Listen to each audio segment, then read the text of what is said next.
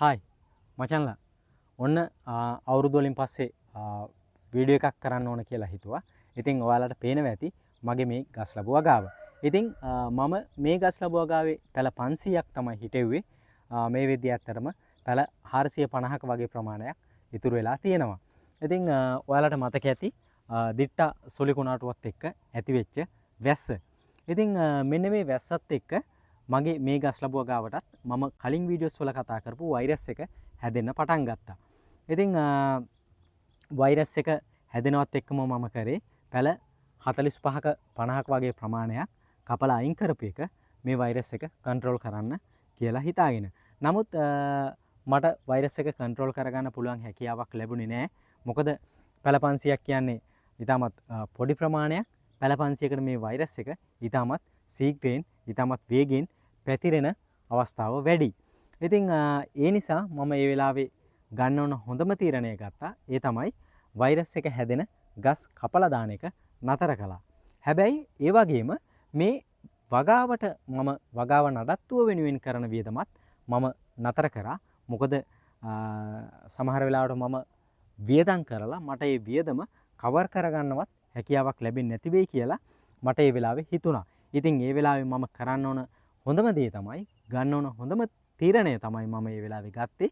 ඒ තමයි මම වගාව නඩත්තුව වෙනුවෙන් කරන වියදම නතර කරනවා. ඒ වගේම තමයි වෛරස් එක හැදෙන ගස් කපන එකත් නතර කරනවා කියන එක. මොකද වෛරස් එක හැදෙන ගහ කැපුවා නම් මේ වෙද්දි සමහර විට මම මේ වගාවේ පැල 500ම කපලා දාලා ඉවරයි. එහෙම වුණා නම් මට ඉතුරු වෙන්නේ හිස් ඉඩක් විතරයි, හිස් පොළවක් විතරයි. මේක ගස් ලැබු ගහක්වත් ඔයාලට මේ වගේ දකින්න වෙන්නේ නැහැ. ඉතින් ඔයාලට පුළුවන් මෙන්න මේ ලින්ක් එක හරහා ගියොත් මම මේ ගස් ලැබු වගාවට හැදෙන වෛරස් එක සම්බන්ධයෙන් කරපු වීඩියෝ එකක් තියෙනවා. ඒ වීඩියෝ එක බලන්න. ඉතින් මම ගස් ලැබු වගාවට කරන නඩත්තුව වෙනුවෙන් කරන වියදම නතර කරත් හැබැයි මේ වෛරස් එක කන්ට්‍රෝල් කරන්න පුළුවන් හැම දෙයක්ම මම කළා. ඉතින් ඒ වීඩියෝ එකේ තියෙන විදිහට මම ඒ තෙල් බෙහෙත් ඒ විදිහටම පාවිච්චි කරා.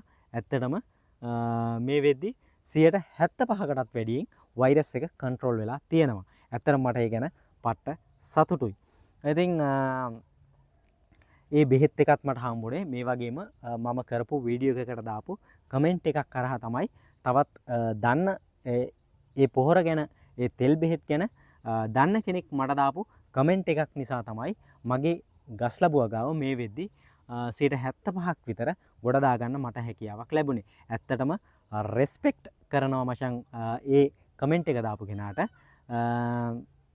මොකද එයා නිසා තමයි මම මේ වෛරස් එකට සාර්ථක බෙහෙතක් හොයාගත්තේ. ඉතින් ඒක මම අනිවාර්යයෙන්ම කියන්න ඕන දෙයක්. ඉතින් ඇත්තටම ඔබට රෙස්පෙක්ට් මචං.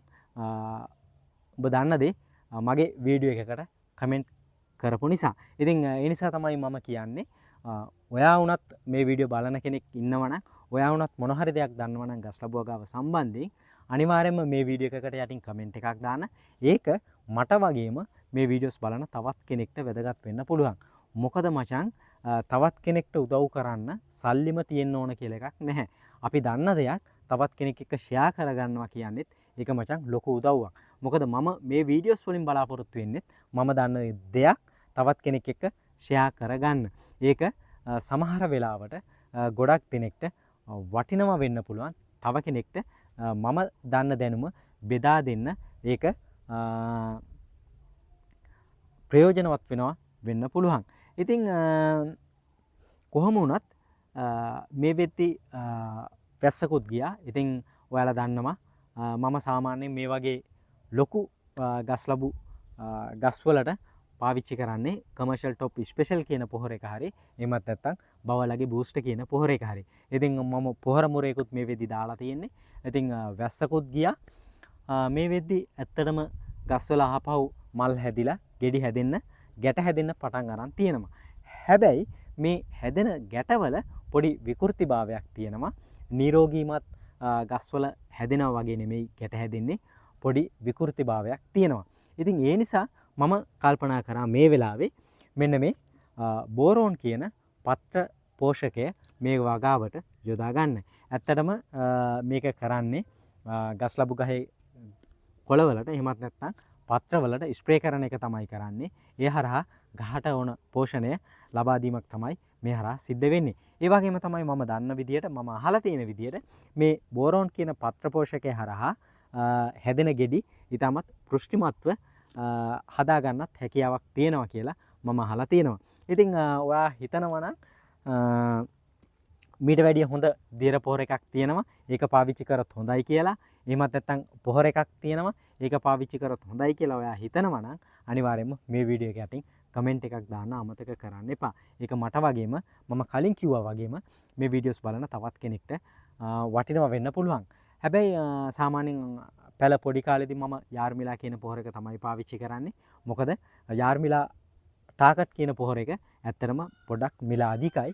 ඉතින් මේ වගේ වගාවකට සාමාන්‍යයෙන් පොහොර දානවා නම් සාමාන්‍යයෙන් ග්‍රෑම් 300ක්වත් පොහොර දාන්න ඕන. මොකද මේ වෙද්දි මේ ගහකට ලැබෙන්න ඕන පෝෂණය ටිකක් වැඩි. මොකද මේ වෙද්දි ගෙඩි එමත් නැත්නම් පළ හට ගන්නවා. මොකද සාමාන්‍යයෙන් අපි අවුරුද්දක විතර ළමයෙක්ට දෙන කෑම ප්‍රමාණයයි අවුරුදු 4ක 5ක වගේ ළමයෙක්ට දෙන කෑම ප්‍රමාණයයි පොඩ්ඩක් වෙනස්. මොකද ඒකට හේතුව තමයි ඒ වයස් කාණ්ඩ වලට ලැබෙන්න ඕන පෝෂණය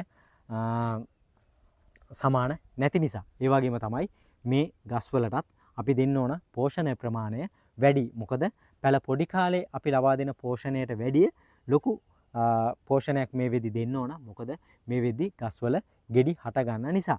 ඉතින් මම කලින් කිව්වා වගේ ඔයා දන්න දෙයක් තවත් කෙනෙක් එක්ක ෂෙයා කරගන්න, තවත් කෙනෙක්ට කියලා දෙන්න, තව කෙනෙක්ට දියුණු වෙන්න අත දෙන්න බලන්න. මේ සමාජයේ ගොඩක් වෙලාවට කෙනෙක් උඹ දියුණු වෙනවා නම් එහෙමත් නැත්නම් උඹ මැච් එකක් ගහනවා නම් උඹ ගොඩ යන්න try කරනවා නම් උඹේ කකුලෙන් ඇදලා දාන්න බලාගෙන ඉන්න පිරිස වැඩි. ඉතින් ඒ වගේ මිනිස්සුන්ගෙන් පරිස්සම් වෙලා ඉන්නත් අමතක කරන්න එපා. ඒ වගේම තමයි මිනිහෙක්ට උදව් කරන්න සල්ලිම තියෙන්න ඕන කියලා නෑ.